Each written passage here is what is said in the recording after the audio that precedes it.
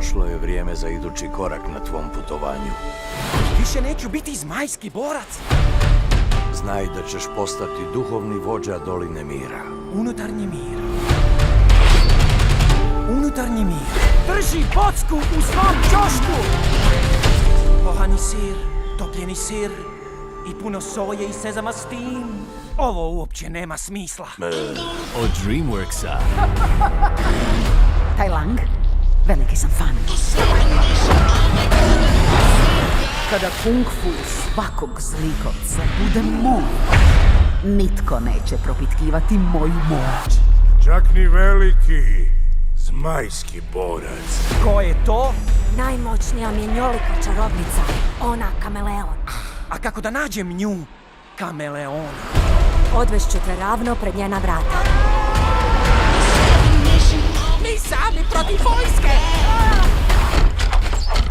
Onda ćemo nabaviti vlastitu vojsku.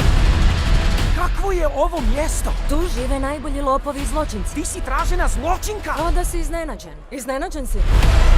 Vi klinci, pazite s tim vatrometom. Od vatrometa nam titraju trbuščići. Zašto bismo vam pomogli? Sredit ćemo nju, kameleon. Zajedno. Sljedeće godine. Biti zmajski borac moja je svrha. Skaduš! Što ja znam kako biti duhovni vođa? Što ti je u ruci? Keksić? Odabran si da budeš nešto više od onog što već jesi.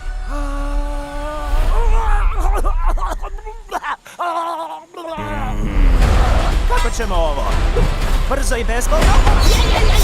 Ili sporo i bolno?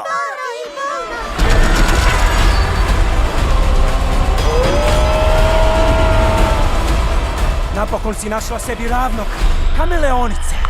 Nismo toliko različiti, ti i ja. Natrag, isprašit ću si dur. Kung Fu Panda 4.